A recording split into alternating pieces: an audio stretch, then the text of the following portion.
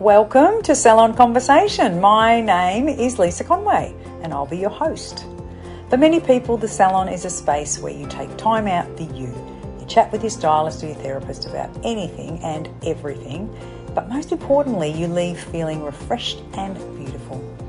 These are the types of conversations that I'm interested in. Sometimes these conversations are with a guest and other times it's just going to be me. But I promise you, nothing is off the table because we all love an engaging salon conversation. Hello and welcome to another episode of Salon Conversations. My name's Lisa and I wanted to share with you some of my journey and my decision to not drink alcohol ever again, which is a pretty big decision. And I didn't come to that decision quickly or lightly.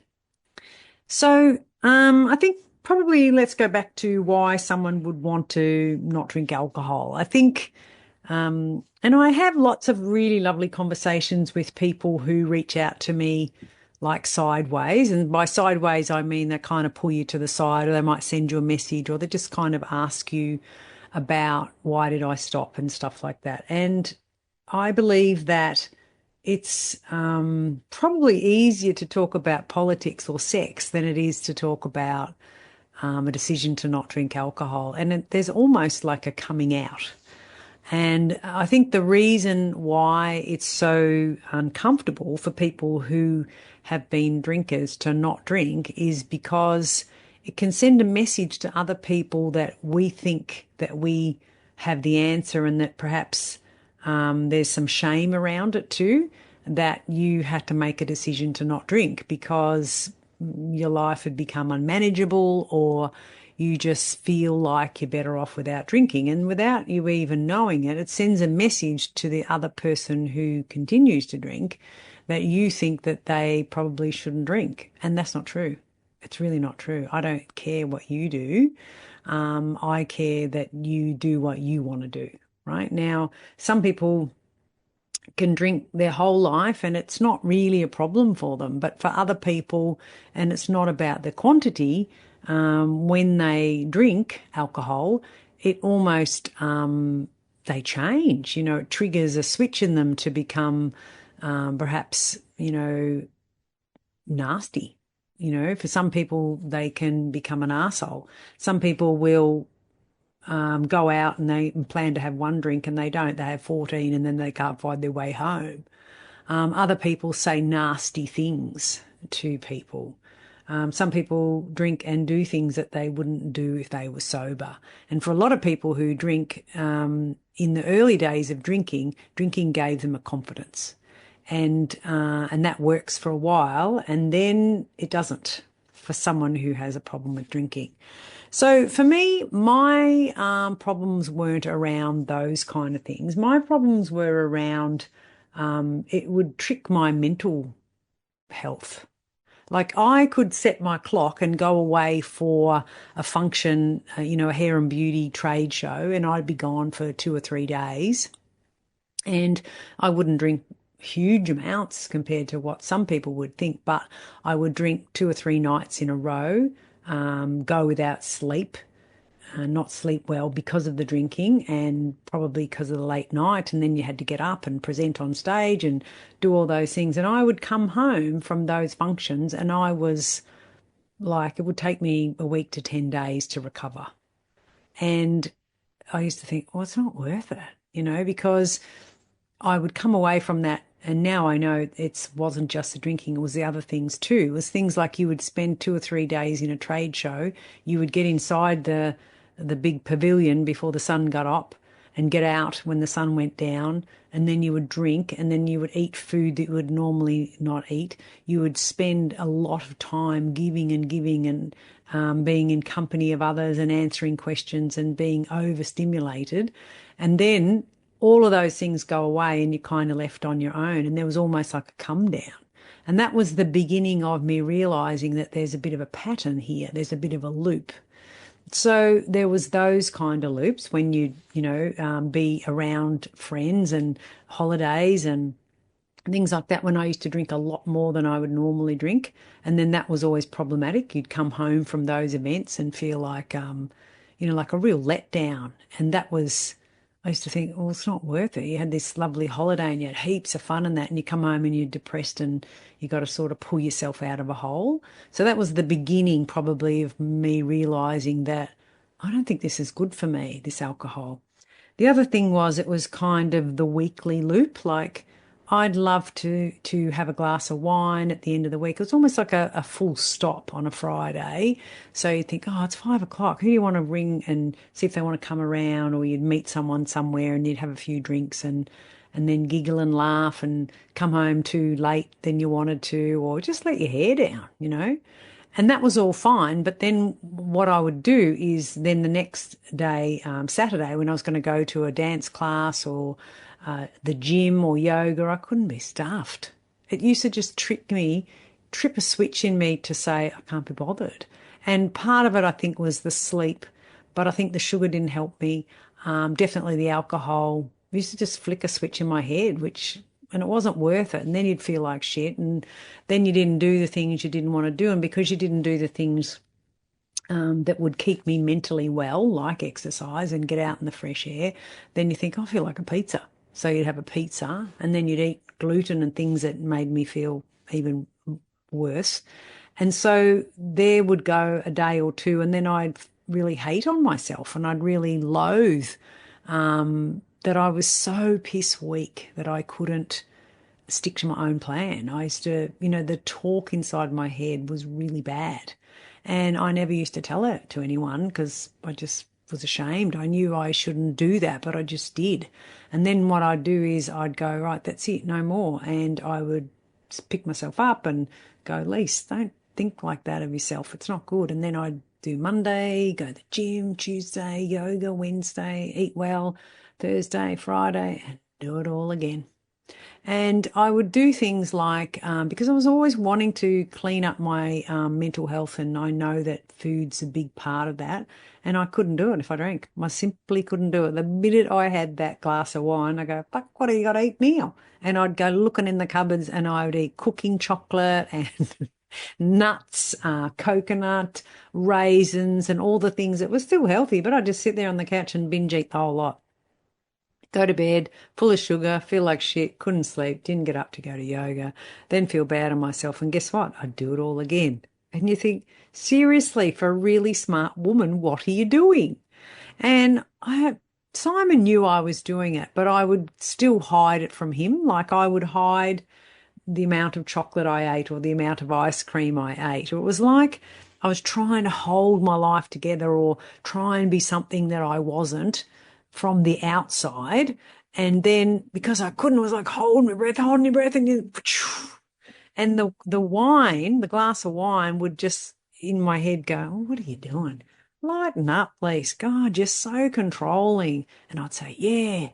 And then I'd have a drink. And around I'd go again. And I did it for a very long time. And then I could go a couple of weeks or I could go a month or two and, yeah, you're doing such a good job. And I would do things on a Friday night that would keep me busy. We'd go and get a massage or do things like that. But I was always working on how I was not going to have those drinks on Friday and Saturday night. And I did it again and I did it again.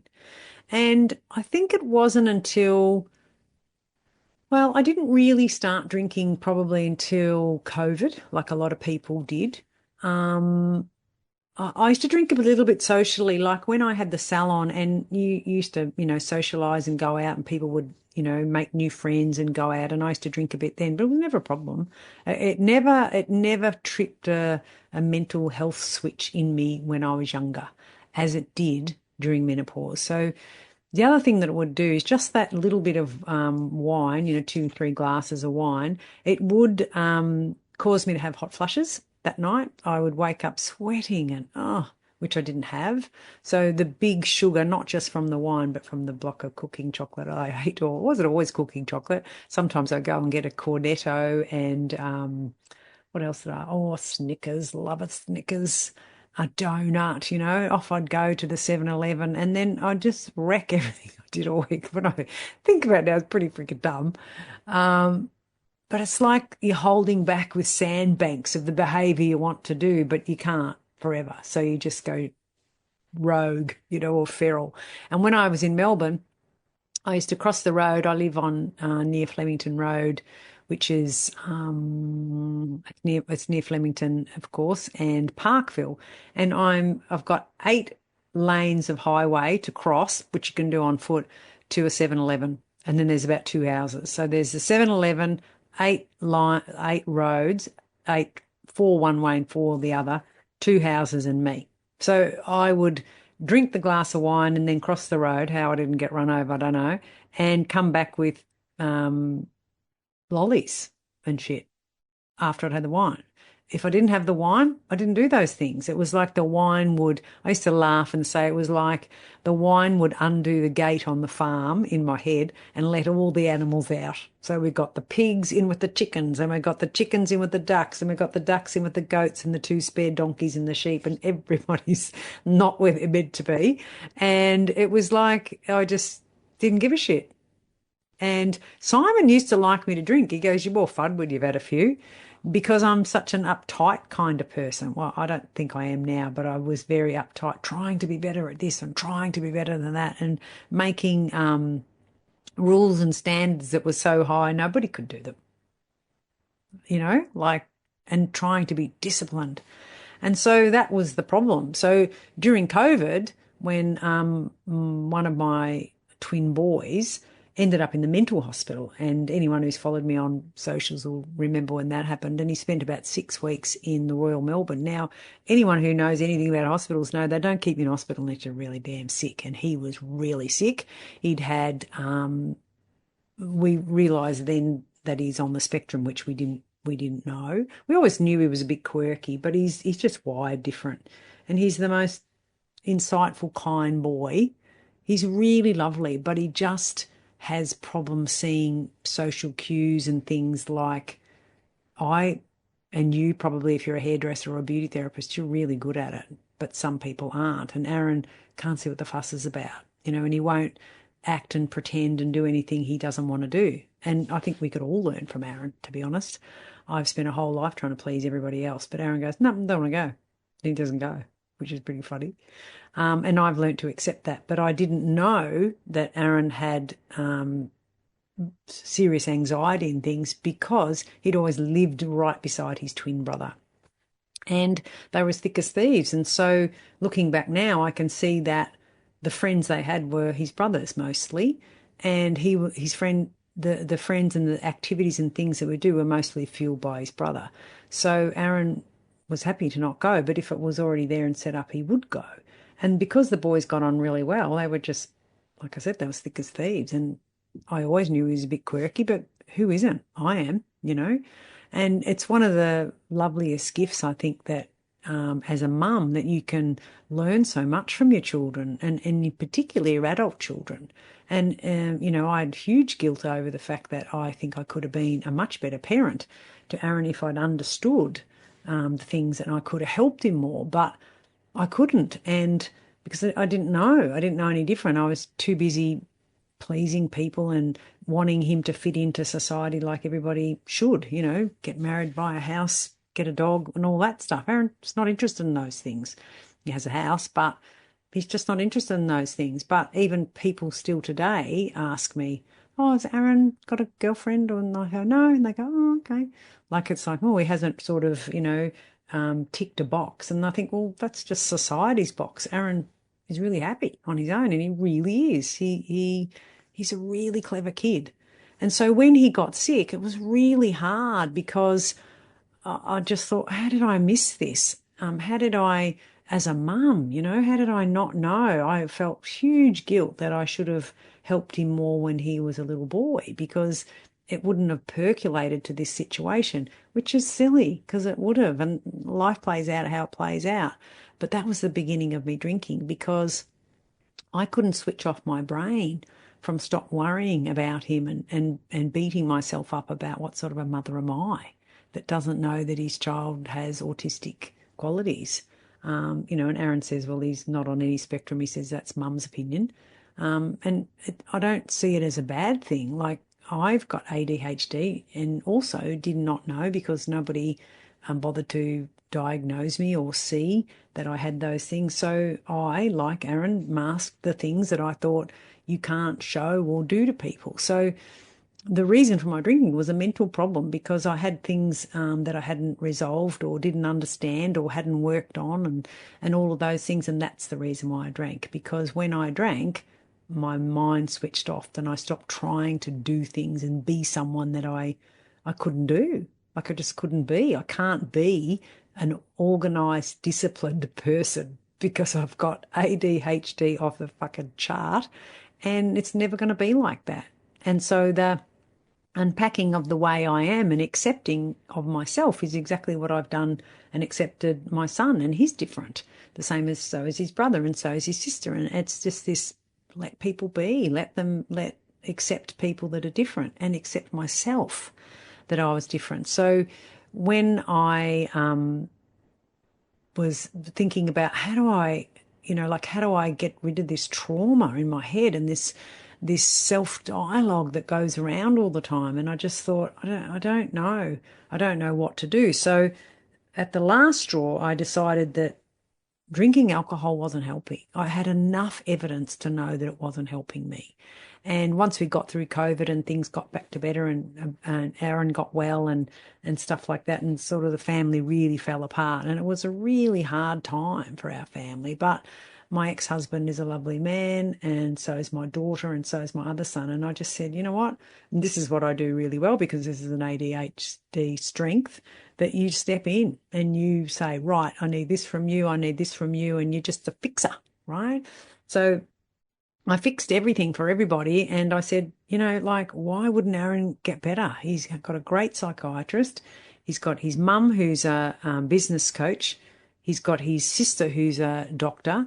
He's got his twin brother, who's a school teacher, and his dad, who's a school teacher, and we all know how to help and grow and make change. So I said, he's going to be fine. So everyone just calm your farm. He's going to be fine.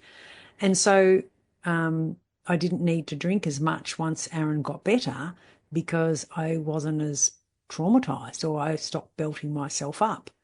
So then we wind it through a bit forward, and Aaron got better and things got better and that, but I still kept relying on the alcohol to switch off my brain.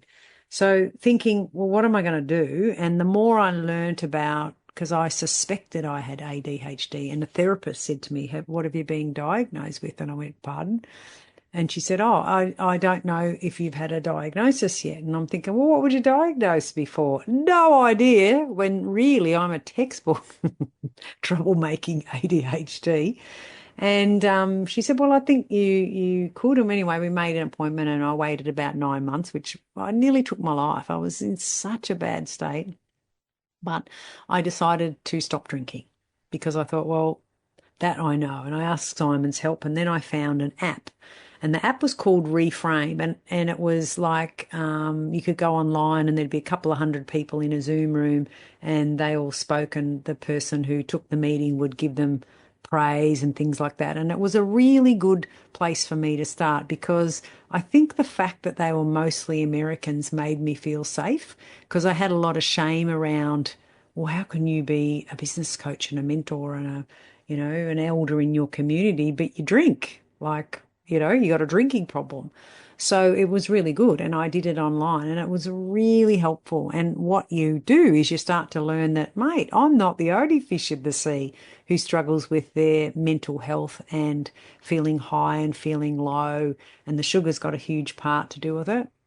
So I stopped drinking, and then I, once I got a week or two under my belt, then I didn't want to go back, and then it was relatively easy, to be honest, because I had stopped quite a few times for, I think the longest was 11 months, but I always went back to it. It's like you got amnesia, and you think, oh, well, why not? Like smoking cigarettes, I did exactly the same.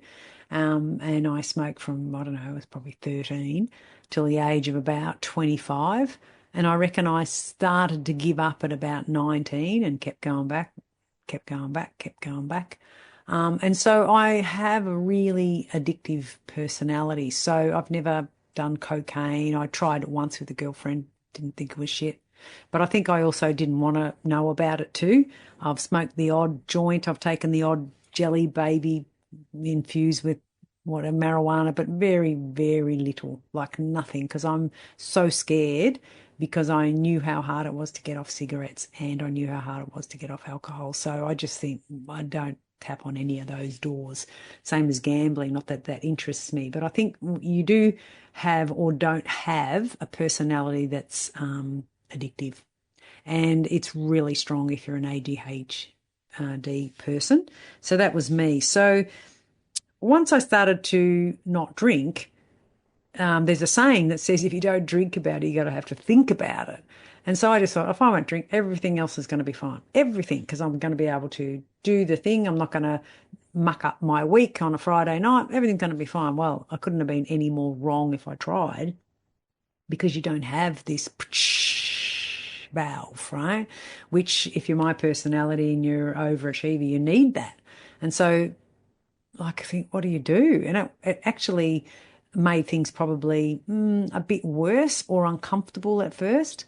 And so by listening to Reframe, they would teach you things like they'd say pillow to pillow, just get into bed. If you can't cope with the day and you want to have a drink, just get into bed. And so all of those kind of tools and the neuroscience behind alcohol and all of those things, because I love to go down a rabbit burrow and find out a lot. So all of those things really helped me to not drink and to stay not drinking. And then once you get a few months, then you don't want to ruin it. However, people do. They do go back after. Some people go 10 years and go back, more and go back. So I don't believe I will do that. But then, with the ADHD and the psychiatrist helping me and get medication for that and learning about what makes us, healthier and what doesn't, all of those things, I started to eliminate sugars and all of those things out of my life. And it wasn't until I got to the psychiatrist, and I swear to God, I was in his rooms about 15 minutes and he picked up his pad, script pad, and he started writing. I think, what are you writing? He was writing me a script for Ritalin. It wasn't Ritalin, it was another brand. Anyway, I can't remember, but I'll think of it in a minute. Adderall, right? And I'm thinking, like, is he trying to get rid of me or something? And he said, where have you been? Like, what took you so long? How old are you? And I said, I'm 59. And he goes, what took you so long? And I just burst out howling. And he explained to me then and in the following meetings that he said, because you have this incredible ability to solve problems, and, I've done an IQ test and I'm gifted, but I still struggle. I struggle to regulate my emotions, and I struggle to be consistent with things. But he said, that would have been a superpower in a salon, because in a salon, you've got that going over there and that's going to be rinsed, and we can really quickly focus on something else and shift. But as I got older and my body wasn't young, as in my mind wasn't as young, and, lots of things were really not wrong for me, in particularly my brain, then I couldn't do those things. I couldn't switch. I couldn't get off a problem that I kept thinking and thinking and thinking and thinking, and I couldn't get off it. And so at the time he gave me the medication, and then now I brought it down, the same as my antidepressant. At one point I was taking 90 milligrams in my very worst, and now I take 10, right? And I don't want to take less than 10 because I've tried it and it doesn't work. On none, I'm no good. On 10 milligrams, which is a small dose, and I only want a small dose because it helped me to gain weight.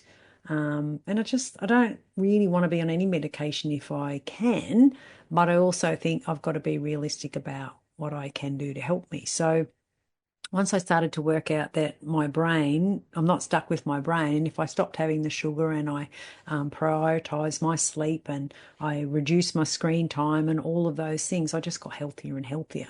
And then needing the alcohol to switch off my brain, I just don't need. So it's been a very long and slow and tedious journey, but I will never go back to drinking. I'm 60 years of age for starters, and I think that we can do a lot of things when we're young and our bodies recover and get over them that we just can't when we're old. And I'm not whinging or pulling out the I'm an old person's card, but my body is not young. Like, my hair went grey, for God's sake, like things you have to be respectful. And to me, I want to give back to my body. I don't want to go to the gym because I hate my saggy ass. I go to the gym because I feel amazing once I exercise. And there's just some things that I know I can take a bigger dose of antidepressant and a bigger dose of Adderall or I can take a very small dose of those things because they're mind-altering drugs, let's be honest. And as long as I eat well and go to the gym and get out in the sunlight and all of those things, I can take a tiny, tiny dose of those. But if I neglect myself, then I will need bigger doses of those things. And then what happens is our brain gets used to them and then says, I need more. The same as our bodies did with alcohol. When we first started to drink in our 20s, we could get drunk on a very small amount. But as you get older, you need more and you need more. And so alcohol is a mind-altering drug, right? They talk about drugs and alcohol, but alcohol is a drug. It shouldn't be drugs and alcohol. It should be drugs, right? Alcohol is a drug, right? And the same as Adderall's a drug, and so is an antidepressant or an anxiety. And I don't want to be on any drugs, but I need to be realistic about what I'm doing here. So the reason that I don't drink is because it's not a fucking superfood. It never is. And I just need to find other ways to just calm my farm. There's breath work, there's ice baths, there's have a massage, there's a lot of things, right? But if I look after myself, I don't need the things to calm my farm because my farm's good, right? And that's how I like it. The thing that comes with all of that learning and growing and reading books and listening to podcasts is you open up this whole other world of stuff. And one of the other things that I realized was if I stopped colouring my hair and putting fingernails on and Nivea on my skin, which I did for, 40 years of my life, because all of those things soak into you, right? So colouring my hair, and I did it every 2 or 3 weeks, always did the front because of, being quite white and then having a bright red colour, I was always colouring my skin. I was always putting makeup on. I didn't give a shit about whether it was toxic or not. Like, you got to remember, I was hairdressing in the 80s and we soaked our hands in perm solution. We didn't wind the perm and then drip it on. We did in the end, but in the early days, we put the perm solution in a tint bowl with a bit of cotton wool and we wet the hair and we wound it up. So my hands are soaked and I do 3 or 4 perms a day, which took me an hour to wind. So 3 or 4 hours a day, I've soaked my hands in a chemical, not to mention those big cans of Silhouette. And back then when we mixed the colour, you'd have to go like this because it stunk, right? And we used to use high volumes to lift things and the bleach would go pour if it got up your nose. And so you got to remember that I was raised in a very, very toxic chemical type environment when I was hairdressing. And thank God you girls aren't, it's a whole different thing. But the minute I stopped doing those things, I felt better. I just did. And so then I went on a whole journey because that's what I do. But the main thing was the chemicals on my skin, the Nivea on my skin. And when there's an app that you can scan things. And I learnt this from Dr. Amen. So Dr. like Amen, Amen, is a psychiatrist out of America. He's written, 10 or more books. And he says bright minds, and every one of those letters stands for something. And he says, orange juice, apple juice, terrible. Should never do that for your brain, never, right? Like if you drink orange juice, there's one, it's reconstitution, dragged all over the country. It's not even quality, right? And then it just triggers your brain. It's a really bad thing to do to your brain. So once I stopped doing all the things that he didn't want me to do and started to journal and do all that, my just brain got better and better and better and better. And as much as I loved colouring my hair, because I absolutely loved my long red hair, it's not worth it. It's really not worth it. And I know people say you can get healthy ones and that, but you know what? There's something really nice about, like I've got lip gloss on, mascara, and I penciled my eyebrows, and that's it, right? And I've never been happier. But 2 years ago, I would be horrified if you saw me that way. No, I don't care because I've unpacked this horrible way that I loathed myself, and the alcohol kept me stuck. It just pushed the problem down the road. And it wasn't until I stopped drinking that I had to start thinking about like what was I hiding from. And it wasn't that I was not I wasn't a fake person. I've always said way too much and been pretty honest, but there were some secrets that I'd kept from my childhood that I didn't even remember myself. And it wasn't until I've got really clean and clear in my mind that I think, fuck, I remember that. Wow. And my parents didn't drink. I didn't come from an alcoholic family because my father was the youngest of 10 boys, and nearly all of his brothers were alcoholics. And my father wasn't an alcoholic because he was determined not to be, but I still believe that that gene was handed down. And our house was like an alcoholic behaviour house, as in at any minute my dad's in a shit and everything's turned to shit. And that's what alcoholics do to their families, like when everything's good and then it's not. So the conditions that I was raised in were very alcoholic, but nobody drank. There was still equal amount of uncertainty and not feeling safe. And just from the time I was raised, there wasn't "I love you, you're beautiful" lease. Nobody said anything nice to you. They just doled you off. So there was a lot of stuff that I had to unpack, and I don't believe I could have done that if I was drinking. So it was really like this. Opened that first door thinking, I'll just not drink and then everything's going to be fine. No. And there was times when I used to think this is way too hard, and there's times that I think, oh, I got this, and that's why you need a community, and that's why the Reframe group online was brilliant for a very long time. And then I think I was sober for about 18 months. And then when I moved to Bali, I found a group, and you're not allowed to advertise the group, but it's a 12-step process, which I think anybody who's would know. And I go there, and I absolutely love them. They are my people. I reckon every one of them would tick the ADHD box, and they are open and honest and share, and I feel seen and I feel heard, and it's really lovely. So I think what we tend to do when we're not happy with ourselves, we isolate. When you're good, out you go, you'll do a post and you're all that. But then there's this up and down. So some of the classic behaviours are when you're winning, you share. When you're not, you hide. So you isolate. And I really only loved myself when I was winning. When I wasn't winning, I didn't love myself. Now I can love myself when the day turns to shit. I go, that was a shit day. And I actually think, oh, well, tomorrow will be better. I live in the now. And I don't always, but I do, I don't know, 90% of the time, I suppose. I don't have anxiety or worried about the future, or, I get on with it and start working. But I'm so grateful. Doing things for others is part of our problem. We're raised as people pleasers, and those foundations are set in as children. And so I had to address that. And I think we're taught that as hairdressers, come in, you feel like shit, and you've just had a blue with one of your kids or your husband or something, and then your client comes in and you go, come in, how are you? You look so lovely. And we're dying. And so this covering up, I understand that we need to do that, but I also think there's got to be a time when you be honest, and we don't do that. It's like the game show host, Tony Barber comes out of the back room. That's pretty fucking funny, but it's true. And that's got to stop. And that's why I really love my Healthy, Wealthy and Kind group, which is a whole different way to help a salon owner. Like in the past, I taught them about their time, their team and their money. And I can still do that. I can do like this with one arm behind my back.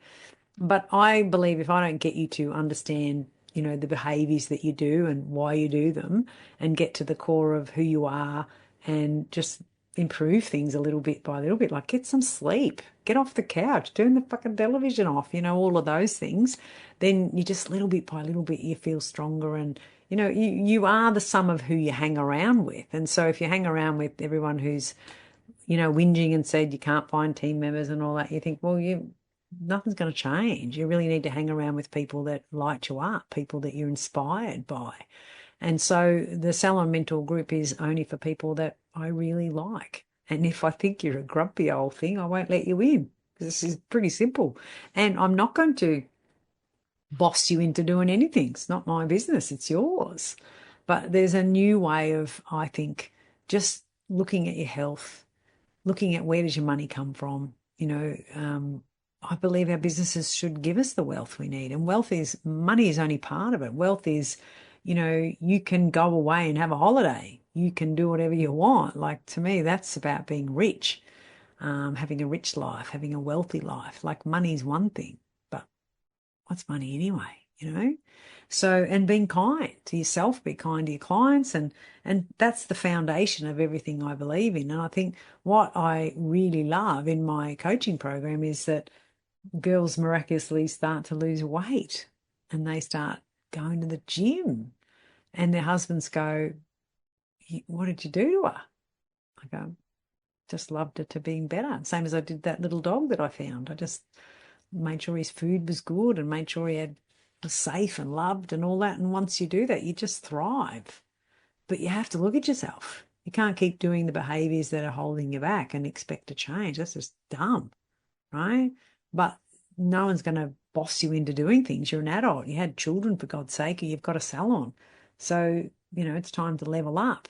And I think when you do that, bit by bit, you start to build yourself back up, and you catch yourself out saying nasty things to yourself, like, "Oh, fuck, why do you bother? You're 80 years old anyway, Lise." Like, I would never say that. And I think, have a look at you. And I genuinely think I'm a hottie. I really do. It's pretty funny. I say to them in my 12-step program, when I read that Elle Macpherson had joined AA 17 years ago, I thought, wow. And it's unusual that she would write about that, because the anonymous bit means that you don't tell anyone that you go, and you don't promote and push anyone to go, which I don't. But when I heard that, I thought, oh my God, we're practically the same. When you read her book, which is, I think, a great read, you realise that we all suffer with this. We're not good enough. Elle Macpherson thought she wasn't beautiful. What the hell? Is there something wrong with her eyesight? Like, I grew up admiring that woman because she was just so naturally beautiful, and she was called chubby. Fascinating. But she was comparing herself to, trying to think of their names, famous models in her time. Claudia Schiffer. So she looked at them and thought, oh, I'm not beautiful, because they are. Think, wow. So I laugh and say, well, I'm pretty much Elle Macpherson, aren't I? The only difference is her legs are a wee bit longer, which is pretty fucking funny. But I think we've all got our struggles. It doesn't matter who you are. What I know for certain is when we don't look at our struggles, and when we don't admit to ourselves that perhaps there are things and behaviours that we do that don't help. And for me, it can be really different for you, but for me, I knew that alcohol wasn't helping me. And once I took that away, it really opened the door for me to have a good look at why I spoke to myself so poorly, why I hid that from everybody. And once I got to the bottom of that, I've never looked back. I really haven't. And I just can't believe how I don't have the highs and lows that I used to. And a lot of it's like you eat this muffin in the morning, and 3 o'clock you're scratching around and you need something. Once you take away all those chemicals out of your food and off your skin and that, and you just eat when you're hungry, it's the weirdest thing ever. And you don't go, I just feel like something. I don't feel like anything. When I'm hungry, I go, I'm hungry. And then I eat whatever the fuck I want. It's so good. I lived on a scale. Now I'm just do what's good for me, and it just works. And alcohol was the first door. So like I say to everybody, I think you need to just get the data, right? Start to write down when you have a drink, why do you want to drink? And it might be because, you're going out and you think it would be weird if I don't drink. Well, it won't be, but just journal and write down it is. Like, I think you just got to get some data. I know that people say if you can have a glass of wine every night, 150 mils of whatever it is you like every night at 5 o'clock, and you can stay with the one, then you're not an alcoholic. I couldn't do that. No, I'd have that first one and I'd go, oh, another one, might as well finish the bottle. And then I'd sleep on the couch watching something that I don't even care to watch. Like, I could not do that. And maybe you can. So you just got to go and get the data. Like, try a month without drinking and write notes every day of how you feel. And then try a month of drinking and write notes every day how you feel. I just know for certain that as we get older, it is harder to do some of these things that we used to do, So I just think most people who are 80 aren't drinking, or they're definitely not binge drinking. And I just couldn't do it. I get into trouble if I have too much sugar now. That's the other thing that used to happen to me. I would be dehydrated in the night, and I had one of my eyes lasered for sight, and I'd wake up with like I had sand in my eye. It was so painful. So when I was going to drink, I'd have to go to bed with really thick ointment in my eye and make sure I drink as much water as I can so they wouldn't dehydrate my eye. Like, your body is trying to get over the ethanol, because that's what it is, fancy labels and fancy bottles, but that's really all it is. So your body's trying to get over it. And I remember really clearly when my daughter was studying medicine, she learnt about alcohol in the body. She said, "Oh, Mum, it's really important to have alcohol-free days," because she said when you put alcohol in your body, because it is actually a poison, a diluted version, then your body has to stop everything else and try and get that alcohol out. So it can't polish your kidneys and your spleen and your liver and all those things. So she said for people who drink a lot, the body never gets to do all the other good jobs that it has to do because it's got to keep working on removing the substance. So, and that substance is the same, not just alcohol, it's, cocaine and other things like that too. So she said it's really bad when people have a drink every night. You'd be better off to have 2 or 3 one night and then don't have any for a week than have one each night, because it takes about 24 hours, I think, to get it out of your system.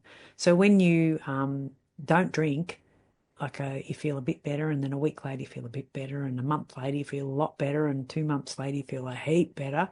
And so it really does, your body goes, "Oh, well, they're throwing the ethanol in, so I'm going to be healthier." So that's my point of view from a health side. Socially, it wasn't a problem. I was never a menace, or I didn't. I think you could probably say there was a few times when I would have driven home from somewhere, and I'm sure I would have been over the limit, but I just thought I'll be fine, and luckily I was. But that's not good. I'm not proud of that. But I never shagged blokes I shouldn't have shagged, or didn't do dumb shit like that. I was never nasty. I never caused any fights or things like that. I can fall asleep. We'd go to parties, and about 3 drinks in, Simon goes, "Where's Lise?" And I'd just walk into someone's room and have a sleep, because I'd go up and down, and I didn't care. Once I'd had a drink, I didn't care. Like, what do you need me here? Like, can't you talk to people on your own? Which is really selfish behaviour. But that's the worst I did. I never got into trouble. Some poor people do. They get into all sorts of fights with people that they would never fight with. Or I've known men that had a few drinks and they would grope anybody. Like, we've all seen that in the hairdressing industry, haven't we? So that's my story on why I stopped drinking, mostly for health reasons, and I couldn't look back. I wouldn't look back. But it's not for me to tell anyone what to do. Like my program, it's a suggestion. These are the things that I know work, and if you work them, they work. So that's where we're up to. So hopefully that was helpful. Of course, reach out. I'm more than available. People are really surprised. They send me a DM and then I send a voice back, because it's easier than typing, and you don't have to spell if you're talking, do you? And they go, "Oh, wow, you answered me." And I go, "What did you expect me to do?" I love people. I love chatting to. It's no trouble. So if you want to tell me something or you want to share with me, do. I'd love to hear from you. Hope you have a lovely day, and I will hope to see you in a Zoom room soon. Bye for now. I hope you enjoyed that conversation and had a laugh along the way. If you want some more information on what was just discussed, or even just to connect with me, just check out the links in the show notes. Also, it would mean the world to me if you would like and share this podcast so that we can continue to grow together. I'll see you all next week.